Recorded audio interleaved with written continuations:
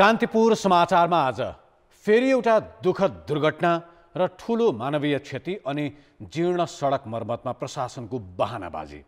धर्मराउन थालेको सत्ता गठबन्धन र यसको आयुबारे उब्जिएको आशंका। यससँगै आज हामीसँग हुनेछ 5 वर्षसम्म पनि विद्युतीय रेल मार्गको जग्गा अधिग्रहण र मुआब्जा टुङ्गो नलाग्दा स्थानीयले भोग्नु परेको शास्ति सम्बन्धी रिपोर्ट अनि न्युजिल्यान्डमा इच्छा मृत्युलाई कानुनी मान्यता र T20 विश्वकपको सेमिफाइनल समीकरण पूरा भएको लगायतका समाचार। नमस्कार, अब मुख्य समाचार। वर्षाले क्षतिग्रस्त सडक मर्मत नहुँदा दुर्घटना रोकिएन। आज पनि सल्यानको कपुरकोटमा बस दुर्घटना, मृतकको संख्या 12 पुग्यो।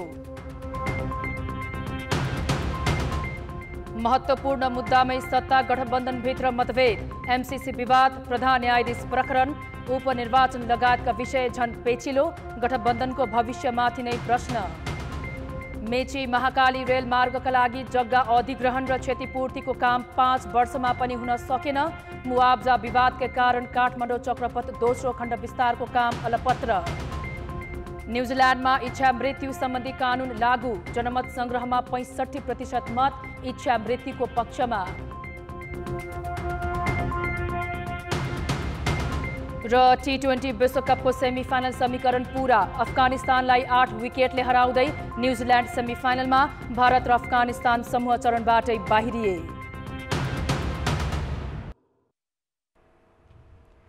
सल्यानको कपुरकोट गाउँपालिका खारखोलामा बस दुर्घटना हुँदा 12 जनाको मृत्यु भएको छ। दुर्घटनामा 28 जना घाइते भएका छन्। मृतक मध्ये 10 जना महिला र 2 जना पुरुष रहेको प्रहरीले जनाएको छ, जसमा 10 जनाको शनाखत भइसकेको छ। घाइते 13 जनालाई उपचारका लागि नेपालगञ्ज रेफर गरिएको छ। बाँकी सबैको जिल्ला अस्पताल सल्यानमा उपचार भइरहेको छ। सल्यानको खलङ्गाबाट दाङको तुलसीपुरका लागि हिँडेको RA 1 ख 2552 नम्बरको बस दुर्घटना भएको हो। 41 जना यात्रु सवार बसमा अधिकांश तिहार मनाएर घर फर्किँदै गरेका रहेको प्रहरी नायब परीक्षक गोविन्द थापाले जानकारी दिए। जीर्ण सडकमा तीव्र गतिले बस हाँकेका कारण दुर्घटना भएको प्रहरीको भनाइ छ। यो सहित देशैभर पछिल्लो केही महिना यता सवारी दुर्घटनामा जनको ठूलो क्षति भएको छ। दशैंको अवधिमा मात्रै 858 वटा सवारी दुर्घटनामा 114 जनाले ज्यान गुमाएका थिए। वर्षाका कारण क्षेत विक्षेत राजमार्गहरू मर्मत भएका छैनन्। समयमा बजेट नहुँदा तथा प्रशासनिक ढिलासुस्ती र क्षतिको विवरण नै यकिन नहुँदा मर्मतमा ढिलाइ भएको सडक विभागका महानिर्देशक अर्जुन जङ थापाले कान्तिपुर समाचारलाई जानकारी दिए। यस्तै पहाडी राजमार्गमा चल्ने यात्रुवाहक सवारीको मेसिनरी जाँच पनि नियमित छैन। परीक्षण बिनै चल्ने सवारी साधनका कारण पनि दुर्घटना बढेको हो। यता यातायात व्यवस्था विभागले जनशक्ति अभावमा सवारी परीक्षण केन्द्र सञ्चालनमा ल्याउन नसकेको जनाएको छ। सत्ता गठबन्धनका शीर्ष नेताहरूले संसदलाई पूरै अवधि चलाउने र निर्वाचनसम्म मिलेर जाने बताइरहेका छन्। तर बाहिर भन्ने र भित्र देखिने कुरा भने भिन्न छ। गठबन्धनभित्र MCC, प्रधान न्यायाधीश प्रकरण, उपनिर्वाचन, राजदूत नियुक्तिदेखि आम चुनावी तालमेल लगायतका विषय झनझन पेचिलो बन्दै गएका छन्।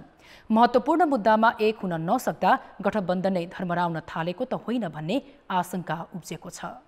असार 29 मा सरकार बनेता नै सत्ता गठबन्धन दलहरूका लागि हरेक महत्त्वपूर्ण विषयमा सहमतिमा पुग्न सकस हुँदै आएको छ।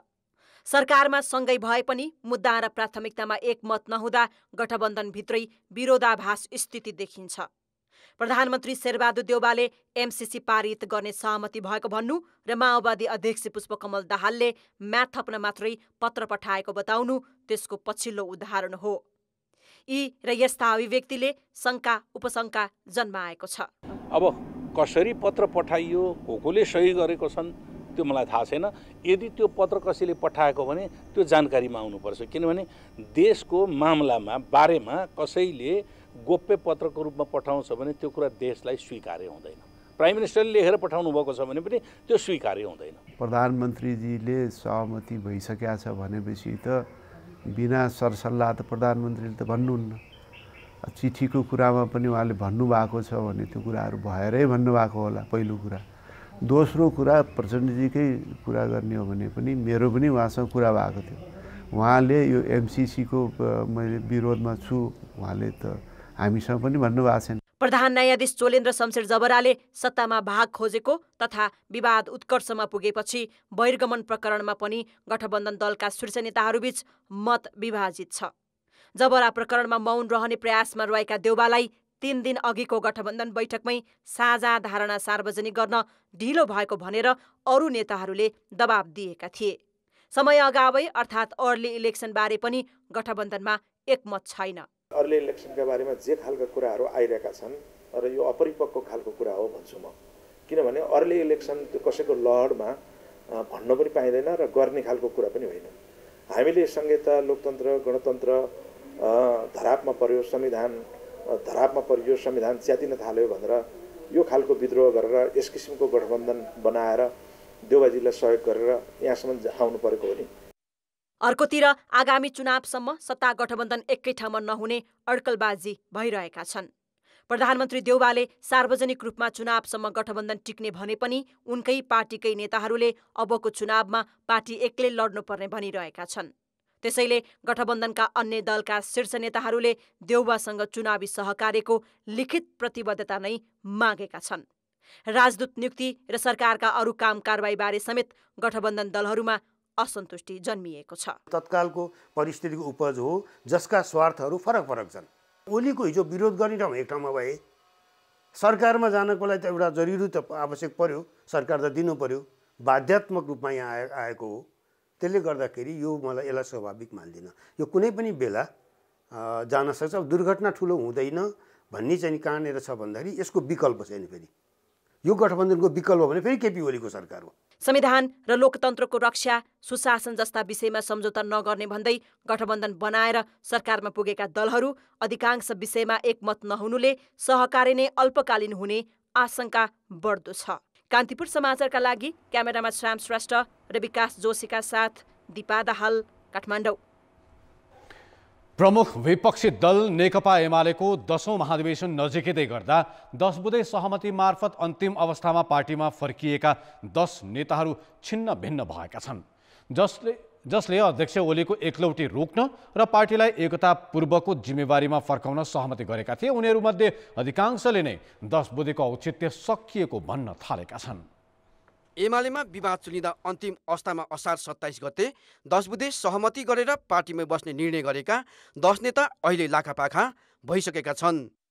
10 बुँदे सहमति अनुसार पार्टीलाई एकता अघिको जिम्मेवारीमा फर्काउनु पर्ने 5 महिना अघिको अडानबाट पनि 10 मध्ये 8 नेता पछि हटिसकेका छन्। यसअघि अध्यक्ष ओलीका कट्टर आलोचक नेता सुरेन्द्र पाण्डे 10 बुँदे पुरानो भइसकेको बताउँछन्। उनी महाधिवेशनबाट ओलीलाई फेरि नेतृत्वमा पुर्याउन सक्रिय छन्। पुराना कमिटीहरूको जेठ 2 को कमिटीको अब औचित्य, यसको उमेर आयु पनि अब छैन बाँकी। महाधिवेशनमा पुगेपछि त सबै कमिटीहरू अब नयाँ ढङ्गले जानुपर्छ भनेपछि अब पुरानो कुरा गरेर बस्ने समय पनि छैन। अब त्यो स्थिति पनि होइन। पहिला त उहाँले भन्नुभएको थियो म चाहिँ उही क्लासमा दोहोऱ्याउँदिनँ भनेर, तर अहिले यसो हेर्दाखेरिमा परिस्थिति के छ भने उहाँले नै एकपटक चलाउने स्थिति म देखिरहेको छु। सम्भवतः त्यही नै हुन्छ होला। तर उहाँले औपचारिक म उम्मेदवार हुँ भन्नुभएको छैन, तर स्थिति चाहिँ उहाँ नै हो भन्ने म देखिरहेको छु। उपाध्यक्ष अष्टलक्ष्मी साक्य र युवराज गेवाली, सचिव त्रय योगेश भट्टराई, गोकर्ण विष्ट र भीम आचार्य पनि ओलीकै पक्षमा खुलेका छन्। त्यसमा स्थायी समिति सदस्य रघुजी पन्त र अमृत बोहराको पनि साथ छ। उपाध्यक्ष भीम रावल र उपमहासचिव घनश्याम भूषाल मात्रै अझै पनि सहमति कार्यान्वयन हुनुपर्ने भन्दैछन्। तर उनीहरू आफ्नै समूहबाट अल्पमतमा परेपछि 10 बुँदे कार्यान्वयनको एजेन्डा कमजोर बनेको छ। केन्द्रीय कमिटीको बैठकबाट नै सर्वसम्मत 10 बुँदेलाई अनुमोदन गरेर पार्टीभित्र निर्देशन जारी गरिएको छ, जसमा अध्यक्ष केपी शर्मा ओलीजीको हस्ताक्षर छ, जसको पहिलो क बुँदामा नै प्रदेश समन्वय कमिटी लगायतका सबै कमिटीहरू पूर्ववत फर्किने कुरा लेखिएको छ।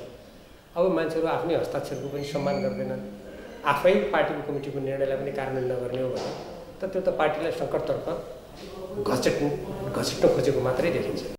नेकपा भङ्ग र पार्टी विभाजनको मार खेपिरहेको एमाले मङ्सिर दोस्रो साता 5 वर्षका लागि नेतृत्व चयन गर्दैछ। केन्द्रीय सदस्यदेखि पदाधिकारी बन्ने हुडबाजीमा सबभन्दा बढी मार तिनै 10 नेताले खेप्नुपर्ने निश्चित जस्तै छ। किनभने अध्यक्ष केमा एकजुट मात्रै छैन, ओलीले नचाहेमा कोही पनि एमालेमा अघि बढ्न नसक्ने स्थिति भइसकेको छ। कान्तिपुर समाचारका लागि क्यामेरामा सञ्जय लुटेलका साथ धनगढी सहकर्मी महेन्द्र बम र दशरथ राई, काठमाडौँ। प्रधान न्यायाधीश चोलेन्द्र शमशेर जबराको राजीनामा माग्दै आन्दोलनरत कानुन व्यवसायको छाता संगठन नेपाल बार एसोसिएसनले आन्दोलन थप सशक्त बनाउने भएको छ। पहिलो चरणको आन्दोलन सकेर दोस्रोको तयारी गरिरहेको बारले आज देशैभरका इकाइसँग भर्चुअल छलफल सुरु गर्यो। छलफल सकेर आन्दोलनका नयाँ कार्यक्रम सार्वजनिक गर्ने बारको तयारी छ। छलफलमा 25 वटा इकाइका अध्यक्ष र सचिवले आन्दोलनलाई थप सशक्त बनाउन सुझाव दिएका छन्। उनीहरूले एकैपटक सबै अदालत बन्द हुने गरी आन्दोलनमा कार्यक्रम नबनाउन र आवश्यक परे एक दिन भने सबै अदालत ठप्प पार्ने गरी जान सकिने गरी सुझाव दिएका छन्। बार इकाइका सबै तहसँगको छलफल सकेर आन्दोलनका नयाँ कार्यक्रम घोषणा गरिने महासचिव लीलामणि पौडेलले जानकारी दिए। बारले पहिलो चरणको आन्दोलन शुक्रबार सकिए पनि नयाँ कार्यक्रम घोषणा गर्नु अघि विरोधलाई निरन्तरता दिने भएको छ। प्रधान न्यायाधीश जबराको भूमिकाप्रति असन्तुष्टि जनाउँदै बार राजीनामा मागेर आन्दोलनमा उत्रिएको छ।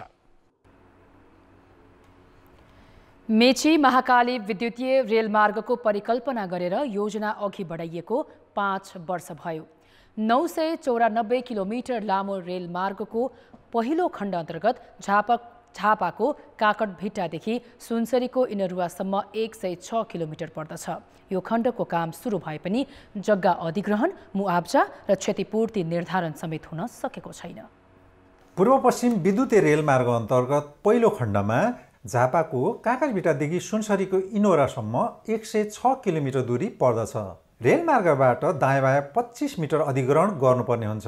अधिग्रहण गर्नुपर्ने जग्गा रोक्का गरिएको छ, तर रेल विभागले जग्गा अधिग्रहण, मुआब्जा र क्षतिपूर्ति निर्धारण तथा वितरण गर्न सकेको छैन। परिवर्तित राजनीतिक घटनाक्रमलाई देखाएर विभागका कर्मचारी पन्छिने गरेका छन्। यो जग्गाहरू एकिन गर्ने कामहरू चाहिँ भ्याइएन, थोरै भेरिफिकेसनको कामहरू भ्याइएन, कोभिडले गर्दाखेरि हामी ढिला भयो। जग्गा रोक्का हुँदा बिक्री वितरण, बैंकिङ कारोबार र अंशबढ्दा ठप्प छ। यसले समस्या परेको भन्दै स्थानीयले मुआब्जा दिन वा घर जग्गा फुकुवा गरिदिन माग गरेका छन्। एउटा प्राविधिक छैन भन्छ, कहिले के छैन भन्छ, आफ्नो नाप नक्सा जग्गा कहाँबाट जान्छ, रेल कहाँबाट जान्छ, कसको परो भनेर लगत नउठाइकन रोक्का गरेर ठेक्का गर्दै हिँड्ने। जग्गाको मुआब्जा निर्धारण गर्न रेल विभाग र स्थानीय बीच कुरा मिलेको छैन। विभागले सरकारी दर रेटमा मुआब्जा निर्धारण गर्न चाहेको छ, तर स्थानीयले चलन चल्तीको मूल्य खोजेका छन्। हामीले सबैतिर चाहिँ जनताहरूलाई साथ लिएर आन्दोलनमै उत्रिनुपर्ने अवस्था आएको छ। हामीले आफ्नो हकको लागि लड्नै पर्छ। झापाको 2457, मोरङको 1638 र सुनसरीको 1329 किता जग्गा रेलमार्गमा पर्दछ, तर धेरै जग्गा रेलवेले निकालेको किता नम्बर र प्रभावितले भोग चलन गरिरहेको किता नम्बर नमिल्दा मुआब्जा तोक्न समस्या भएको छ। मुआब्जा वितरण जति ढिलो हुन्छ त्यति नै लागत रकम बढ्ने निश्चित छ। कान्तिपुर समाचारका लागि गणेश मुखिया, झापा। अब जनताको आवाज हामीले झापा, मोरङ र सुनसरीमा रेलमार्गबाट प्रभावित जग्गा धनीलाई सोधेका छौँ। मुआब्जा नपाउँदा तपाईहरूले के कस्ता समस्या भोग्नु परेको छ? जनताको आवाज। घर जग्गा रोकेर सरकारले यो अमानवीय कार्य गरेका छ। वैयक्तिक सम्पत्तिको सुरक्षा हाम्रो संविधानले गरेको छ। कसका गलबादीले यो रोको त हामीहरूलाई थाहा छैन, एउटा सूचना दिएको छैन। त्यो ठाउँबाट विस्थापित हुनु पर्यो भने पनि अब त्यसमा आर्थिकै आवश्यकता पर्छ। न बिक्री वितरण गर्न पाइएको छ, न काहीँ केही गर्न पाइन्छ, न ब्याङ्किङ कारोबार गर्न पाइन्छ। बालबच्चा पढाउन, बिहेबारी गर्न। एक त हाम्रो ब्याङ्कमै छ धनीपूर्जा, अब त्यो धनीपूर्जा पनि काहीँ निकाल्नु पनि सकिएन। त्यसको ब्याजले गर्दाखेरि हाम्रो डाँडा नागिसक्यो। व्यापार व्यवसाय नयाँ काम सुरु गर्न पाइरहेका छैन। बेचबिखन गरेर कुनै औषधि पानी गर्न पाइएन। आर्थिक रूपमा चाहिँ गाह्रो परिरहेको छ। जग्गा किनबेच गरेर व्यवसाय गर्नलाई गाह्रो भएको छ। छोराहरूलाई अंश दिन पनि पाइएको छैन। सालभरि भन्दा बढी भइसकेको हुनाले धेरै पिरमर्का छ। छिटो पैसा दिएदेखि हाम्रो घरमाथि थप्ने थियौँ। त्यो बेचेर यसो अलिकति ऋण पान तिरौँ, छोराछोरीको बिहेदान गरौँ, अवसर उपचार गरौँ भन्दा केही पाइँदैन। न बिक्री हुन्छ, न फुकुवा गरेका छ, न पैसा तिरेका छ। जुन चलिरहेको छ त्यो हिसाबले दिनुपर्ने, नभए त हामीले कहाँ सरकार मुनियाले हामीले जग्गै लिनु सक्दैन। यहाँ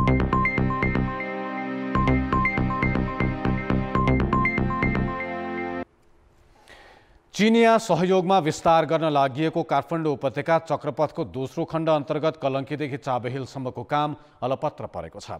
3 वर्षसम्म पनि यो सडक क्षेत्रका अतिक्रमित संरचना नहटाउँदा विस्तारको काम रोकिएको छ। चक्रपथको पहिलो खण्ड कलङ्की कोटेश्वरको सडक विस्तार भएको 3 वर्ष भइसक्यो। त्यस लगत्तै चीन सरकारले नै कलङ्कीदेखि चाबहिल क्षेत्रमा दोस्रो खण्डको तयारी थालेको थियो। चक्रपथ विस्तार आयोजना अन्तर्गत समयमै काम भएको भए यही वर्ष दोस्रो खण्ड पनि सकिनु पर्थ्यो। अहिले पनि त्यो क्षेत्रमा बिजुलीका पोल सार्ने तथा सडक क्षेत्रभित्र परेका भवनसहितका संरचना हटाउने काम सकिएकै छैन। महाराजगञ्ज क्षेत्रमा जग्गा अधिग्रहण नै हुन सकेको छैन। यहाँ 19वटा घरसहित 44 किता जग्गा प्राप्त गर्नुपर्नेछ। तर 2076 सालदेखिको जग्गा मुआब्जा विवाद अझै टुङ्गिएको छैन। केहीले मुआब्जा पाइसकेको भनिएको छ, तर कसले पायो र कसले पाउन बाँकी छ भन्ने तथ्याङ्क नै छैन। सडक विभागले सबैलाई मुआब्जा दिन नसक्ने भनेको छ। त्यस्तै स्वयम्भू क्षेत्रमा पनि विवाद छ। चिनिया पक्षले भने सबै संरचना नहटाई नआउने अडान राखेको छ। उसले सडक डिजाइन समेत नेपाललाई उपलब्ध गराएको छैन। त्यसैले चक्रपथको दोस्रो खण्डको सडक विस्तार कहिले सुरु हुन्छ, सडक विभाग नै अन्योलमा छ। त्यहाँको जग्गा धनी घर धनीहरूले चाहिँ यो हामीले मुआब्जा पाएको छैनौँ भनेर उनीहरूले क्लेम गरिरहेको अवस्था छ भने हामीले जम्मा गरेका डकुमेन्टहरूले चाहिँ फेरि 2032 सालमा नै यो मुआब्जाको लागि सूचनासम्म प्रकाशित गरेको देखिन्छ। सूचनापछि अब त्यसपछिको के भयो भन्ने कुरा त्यहाँ कुनै हामीले आधिकारिक डकुमेन्ट भेटिएन। त्यसकारण त्यो हिसाबले चाहिँ हाम्रो हिसाब चाहिँ अब यो मुआब्जा पाइसकेको हो, हामी थप मुआब्जा दिन सक्दैनौँ भन्ने हिसाबको अहिलेसम्म हाम्रो अडान त्यही छ। अब त्यो सल्भ नहुनु गरेसम्म हामी त्यो एरिया चाहिँ काम गर्न दिन्नौँ भन्ने खालको त्यो महाराजगञ्जवासीहरू। चीनले पहिलो चरणमा भोगेको जग्गा प्राप्तिको विवाद र त्यसले काममा भएको ढिलाइको अनुभवका आधारमा पहिला सडक क्षेत्र खाली हुनुपर्ने भनेको हो। त्यसैले विज्ञहरूले पनि दाताको सहयोगलाई सामान्य ढङ्गले लिन नहुने बताउँछन्। खास गरी वैदेशिक सहयोगका दाताहरूले दिनेमा अनावश्यक झमेला हुनेले त त्यसले चाहिँ एउटा हाम्रो पूर्वाधार निर्माण प्रक्रियाको नै एउटा नराम्रो चाहिने छाप नेपालमा कुनै पनि समयमा सकिँदैन। हामीले चाहिँ ग्रान्ट सहयोग गर्छु भन्दा पनि त्यो प्रक्रियाले गर्दा, किनभने आयोजना ढिलो हुने भन्ने कुरा दाताहरूको पनि टाउको दुखाइको कुरा हुन्छ, उनीहरूको पनि एउटा नराम्रो इम्प्रेसन जान्छ। कलङ्की महाराजगञ्ज क्षेत्रका संरचना हटाउने काममा सरकारले तदारुकता नदेखाउने हो भने आयोजना नै अलपत्र पर्नेछ। त्यसको असर दुई देशबीचको विश्वसनीयतामा पनि पर्न सक्छ। कान्तिपुर समाचारका लागि क्यामेरामा विनोद कोजुका साथ अञ्जना लामिछाने, काठमाडौँ। सरकारले कपिलवस्तुको झाडापखाला प्रभावित क्षेत्रमा हैजा विरुद्धको खोप उपलब्ध गराउने भएको छ। कपिलवस्तुको कृष्णनगरमा फैलिएको हैजा नियन्त्रणमा आउन समय लागेकाले सरकारले प्रभावित क्षेत्रमा ओरल कोरेला भ्याक्सिन दिने भएको हो।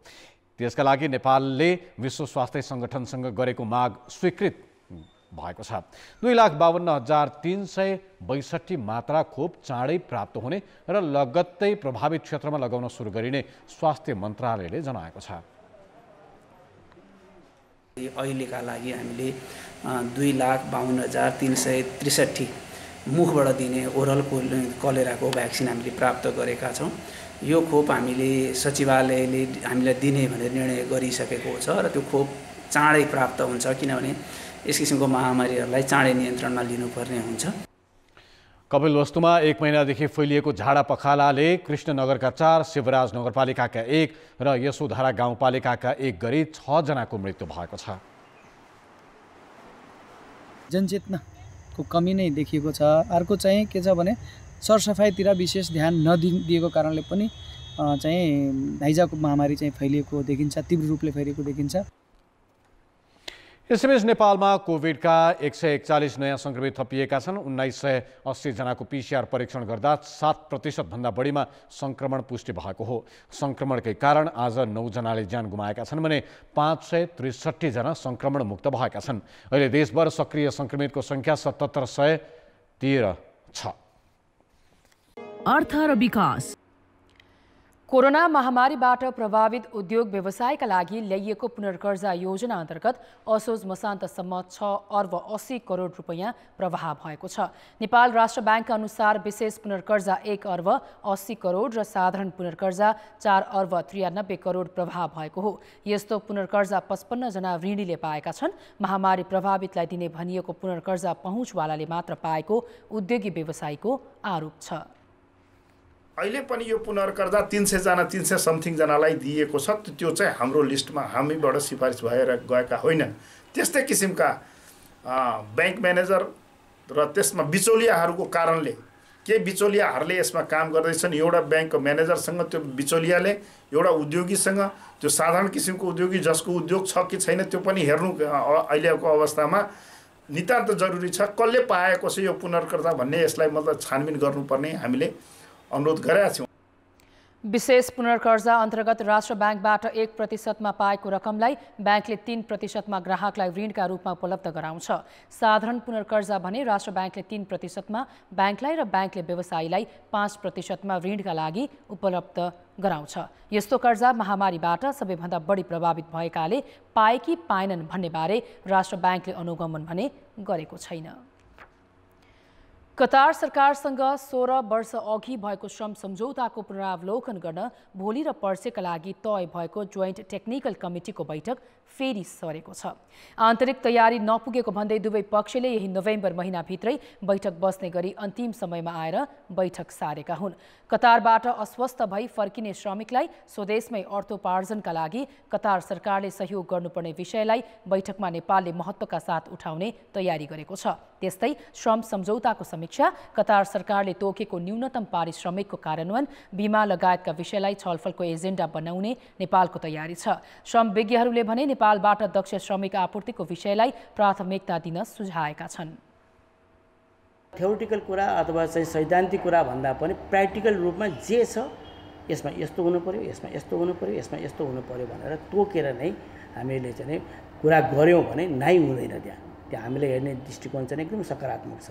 त्यसले गर्दा त्यो सेक्टरमा चाहिँ उनीहरूले हामीलाई एकदमै मन पनि पराउँछन्। तर हामीले हाम्रो अधिकार लिन सकिरहेको छैनौँ, हाम्रो चाहिँ सुविधाहरू लिन सकिरहेको छैनौँ, हाम्रो त्यो स्किल नेगोसिएसनको स्किललाई डेभलप गर्न सकिरहेको छैनौँ। एकदम राम्रो राइट टाइम छ, उनीहरूलाई आवश्यक छ। 16 वर्ष पुरानो सम्झौतालाई समय सापेक्ष बनाउन व्यवसायीहरूले पटक पटक माग गर्दै आएका छन्। सन् 2022मा हुने विश्वकपको तयारीमा जुटेको कतार सरकारले नेपाललाई श्रमिक आपूर्ति गर्ने एक प्रमुख मुलुकका रूपमा लिएको छ। वैदेशिक रोजगार विभागका अनुसार अहिले कतारमा करिब 3 लाख श्रमिक कार्यरत छन्।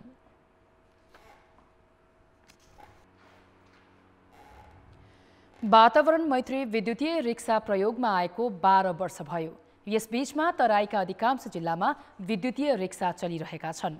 तर प्रदेशले सञ्चालन कानुन र स्थानीय तहले सङ्ख्या निर्धारण नगर्दा विद्युतीय रिक्साको सङ्ख्या अत्यधिक बढेको छ, जसका कारण सडक अव्यवस्थित मात्र बनेको छैन, दुर्घटनाको जोखिम पनि उत्तिकै बढेको छ। बुटवलमा 2066 देखि विद्युतीय रिक्सा चल्न सुरु भए। कम शुल्कले पुग्ने, धुवा प्रदूषण नहुने र भित्री सडकमा पनि जाने भएपछि उपभोक्ताहरूले पनि मन पराउँदै गए। तर सङ्घीय सरकारको यातायात मन्त्रालयले 2068मा तत्कालीन लुम्बिनी अञ्चलमा विद्युतीय रिक्सा दर्ता नगर्न निर्देशन जारी गर्यो। त्यसपछि बुटवलमा रिक्साको सङ्ख्या त बढ्यो, तर दर्ता प्रक्रिया सुरु भएन। 2072मा राजनीतिक दलहरू मिलेर 1018वटा रिक्साहरू भएको गणना गरे, तर त्यसलाई दर्ता प्रक्रियामा लगेनन्। अहिले बुटवलमा 4000 बढी रिक्साहरूको सङ्ख्या छ। मार्केट सेन्टरमा एक ठाउँ थुप्रिने ग्यादरिङ हुने समस्याको कारणले गर्दाखेरि हाम्रो ट्राफिक व्यवस्थापन असाध्यै जटिल भएर गएको छ। रिक्सा थामी नसक्नु भएपछि बुटवल उपमहानगरले 2 वर्ष अघि प्रदेश सरकारसँगको समन्वयमा विद्युतीय रिक्सा सञ्चालन, व्यवस्थापन तथा नियमन सम्बन्धी कार्यविधि 2076 बनायो। यस वर्ष 2073 सालकै सङ्ख्या 1018 कायम गरेर त्यसबेला निवेदन दिएका र स्थानीयलाई प्राथमिकता दिँदै 934 रिक्सालाई दर्ता गरी प्रदेश सरकारमा नियमनका लागि पठायो। अहिले दर्ता भएकाले आफ्ना रिक्सा मात्रै चल्न पाउनु पर्ने र अन्यले आफ्ना रिक्सा पनि दर्ता गर्नुपर्ने भन्दै आन्दोलित छन्। 72-73मा बनाएको मापदण्डलाई लिएर 78मा आउँदाखेरि हामीहरू ठुलो पीडामा परेका छौँ। लुम्बिनी प्रदेशका बुटवल, नेपालगञ्ज, बागमतीको नारायणगढ मात्र होइन, उता सुदूरपश्चिमको धनगढी बजारमा समेत विद्युतीय रिक्साले सुविधासँगै दुर्घटना निम्ताउन थालेका छन्। चाप यति छ कि बजारका मुख्य चोक र सागुरा सडक विद्युतीय रिक्साले भरिभराउ छन्। ठेगाना टिकापुरदेखि नै सिफारिस उताको पालिकाको हुने तर अटो रिक्सा यहाँ चल्छ। नियमतः इन्जिन जडित सार्वजनिक यातायात दर्तादेखि व्यवस्थापनको जिम्मा प्रदेश सरकारमा छ। विद्युतीय रिक्साको अव्यवस्थापनकै कारण 2 वर्ष अघि चितवनमा ज्यानै जाने गरी आन्दोलन भएको थियो। तर देशका कुनै पनि प्रदेशले विद्युतीय रिक्सा व्यवस्थापन सम्बन्धी कानुन बनाएका छैनन्। ई रिक्सालाई रेजिस्ट्रेसन गर्ने, त्यसको बिमाको पाटोलाई चाहिँ सुल्झाउने र कसरी रुट पर्मिट कहाँ दिने, कसले दिने, त्यो विषयमा चाहिँ स्थानीय र प्रदेश सरकारले समन्वय गर्ने र बाँकी चाहिँ अब राजस्व सङ्कलनको पनि पक्ष आउँछ। रजिस्ट्रेसन गरिसकेपछि र उनीहरूको इन्कमको पाटो भइसकेपछि त्यसलाई व्यवस्थित गर्ने भनेर एउटा कन्सेप्ट बनाएका छौँ। तराईका जिल्लाहरूमा बढिरहेका विद्युतीय रिक्साको बेलैमा कानुन बनाएर सङ्ख्या, रुट र भाडा दर निर्धारण एवं नियमनको कामलाई अगाडि बढाउनुपर्छ। नत्र यात्रामा सहजता ल्याएका विद्युतीय रिक्सा व्यवस्थापन नै गर्न नसक्ने गरी बढ्दै जाने र दुर्घटना निम्ताउने कारक बन्न सक्नेछन्। कान्तिपुर समाचारका लागि जिल्ला सहकर्मीहरूका साथमा क्यामेरामा स्वस्तिक श्रेष्ठका साथ अमृता अनमोल, बुटबल, रूपन्देही। अब जनमतको अन्तिम परिणाम। जनमतमा हिजो हाम्रो प्रश्न थियो, विशेष आर्थिक क्षेत्र सेजमा उद्योगीले किन रुचि नदेखाएका होलान्? ए, विश्वासको सङ्कट, बी, आफू अनुकूल नहुने आशंका र सी, नयाँ अभ्यासको अलमल। जनमतको अन्तिम परिणाम यस्तो छ। ए, विश्वासको सङ्कटमा 47%, बी, आफू अनुकूल नहुने आशंकामा 40% र सी, नयाँ अभ्यासको अलमलमा 13% मत प्राप्त भएको छ। अब आजको प्रश्न। जनमत। विद्युतीय रिक्सा सञ्चालनलाई व्यवस्थित बनाउन के गर्नु पर्ला? ए, कानुन निर्माण, बी, प्रभावकारी अनुगमन र सी, स्थानीय तहको अग्रसरता। जनमतको अन्तिम परिणाम भोलि बेलुकी 8 बजेको कान्तिपुर समाचारमा प्रसारण गर्नेछौँ। कृपया NEWS news space A, B वा सी टाइप गरी 34001 मा SMS गरी आफ्नो मत व्यक्त गर्नुहोला। अब मौसम सम्बन्धी जानकारी।